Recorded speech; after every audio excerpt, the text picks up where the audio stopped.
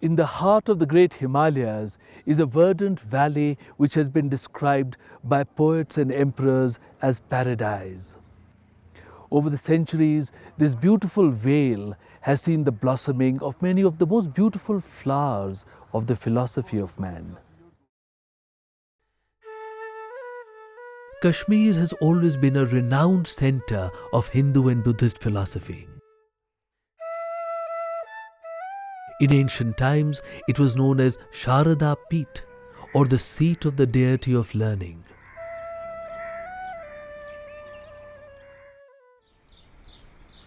From the 1st to the 12th centuries, the Valley of Kashmir was one of the most important centers of Buddhist learning. Here, Buddhist thought constantly interacted with Kashmir Shaivism. The Indian philosophy of aesthetics was also most highly developed in this beautiful valley. This philosophy believes that the moment in which we respond to something beautiful is similar to Brahmananda, the bliss of salvation itself. We are transformed by our appreciation of beauty. It helps to lift the veils of the illusions of the material world so that we can see the truth beyond. In the 8th century, Kashmir was ruled by an enlightened and great king, Lalitaditya. King Lalitaditya made a large Vishnu Temple and a Buddhist chaitya at Parihaspura.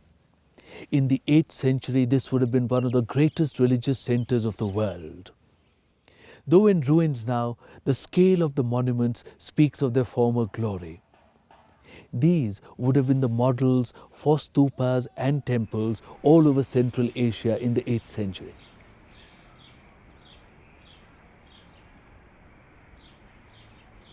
A crowned Buddha found at Parihaspura displays the artistic style of that time. This glorious stupa was made by Chankuna, minister of King Lalitaditya. Such was the cosmopolitan culture of that period that while the king was making a Vishnu temple, his minister was making this Buddhist stupa. It is perhaps this stupa which is depicted in the 11th century paintings of Alchi in Ladakh. These paintings were made by Kashmiri artists who were invited for the purpose. In them we see the architecture and lifestyle of Kashmir at that time.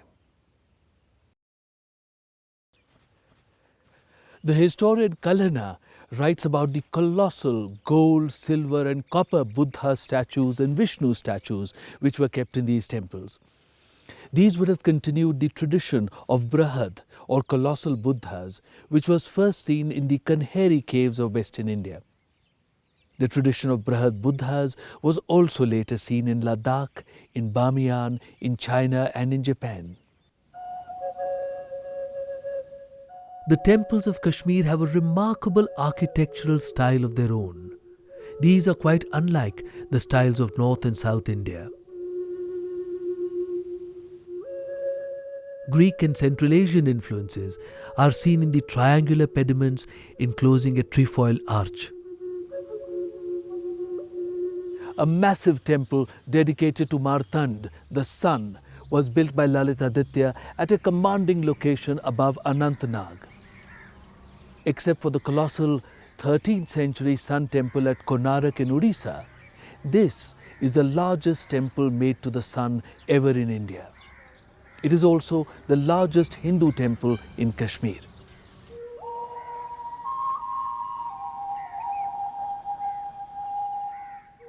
There is a small but well-preserved 8th or 9th century temple at Pandarethan on the outskirts of Srinagar. It is a Shiva temple. This figure of Indrani, the wife of Lord Indra, was found here. An earlier 7th century colossal head of Shiva was also found at Pandarethan. A number of terracotta heads have been found at stupa sites in Akhnur and Ushkur. These would be of the 5th or 6th century.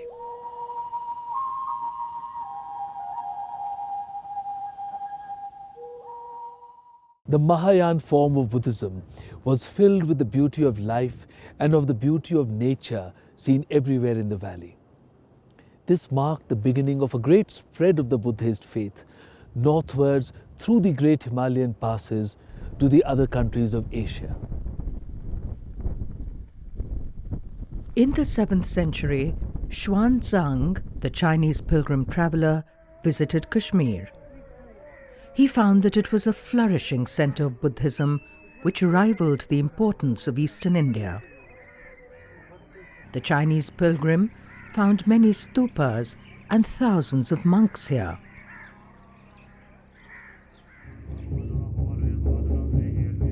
By this time, in the 7th century, Buddhism had entered its third major phase, the Vajrayana school, or the vehicle of the thunderbolt.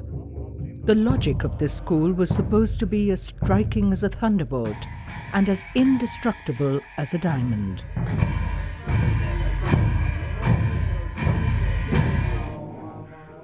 The complex rituals, chants, and mudras or gestures of Vajrayana Buddhism were codified in the form of Tantras.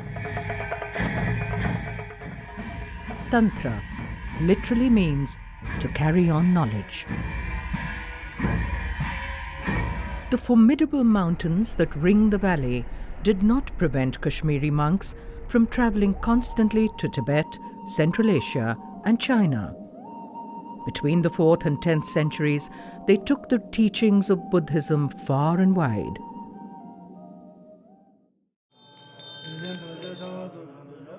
Rinchen Zangpo had studied scriptures related to mandalas of Vairochana during the time he spent in Kashmir.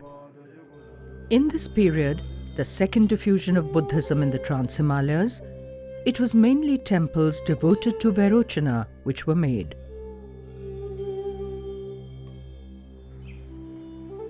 It is believed by the people of the Trans-Himalayan lands that Rinchen Zangpo made 108 monasteries and temples.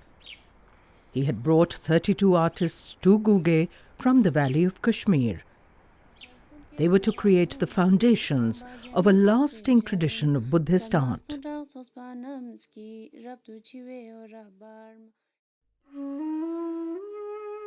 Amidst the natural beauty of the Kashmir Valley, the most joyous Hindu and Buddhist philosophy was born.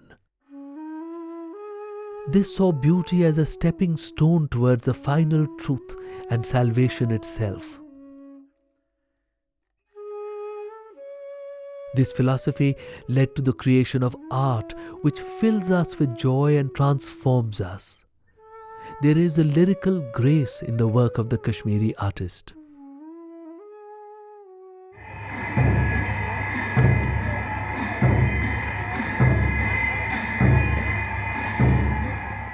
The legacy of ancient Kashmir is continued till today in the lands of Ladakh and Himachal Pradesh.